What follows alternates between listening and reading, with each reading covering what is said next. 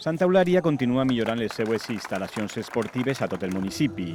Així, el complex esportiu de la parròquia de Jesús disposa a partir d'ara de noves infraestructures dissenyades per al gaudir d'activitats esportives i d'oci en família. Quasi 4.000 metres quadrats perquè tota la família pugui disfrutar de qualitat de temps d'oci familiar i també d'oci esportiu i, en definitiva, un lloc de convivència i de benestar. No oblidem que això remata una inversió també que han fet prèviament perquè estem de vora el camp de futbol. Un camp de futbol que han pintat, han millorat els vestuaris, tota la part social, el bar.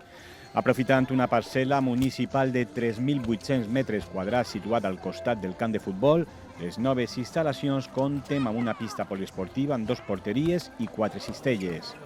A més, s'han construït 2 pistes de pàdel i espais pensats per a l'oci familiar, com un parc infantil, zones de descans i àrees verdes i de pícnic. També hi ha banys i zones d'aparcament.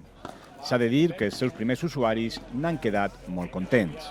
Bien, muy guay, muy guay, muy guay. Estas pistas nuevas me parecen una propuesta muy interesante para fomentar el deporte para los jóvenes. Me parece bien que hay más oportunidades para hacer deporte y sobre todo algo para los niños, que necesitamos más sitios.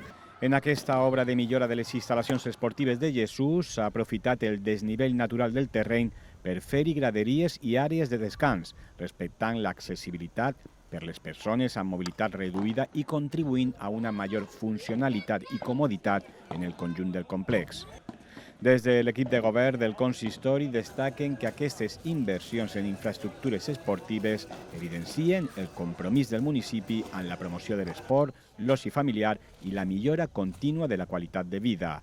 El cost total de l'obra ha estat d'1.330.000 euros, IVA inclòs.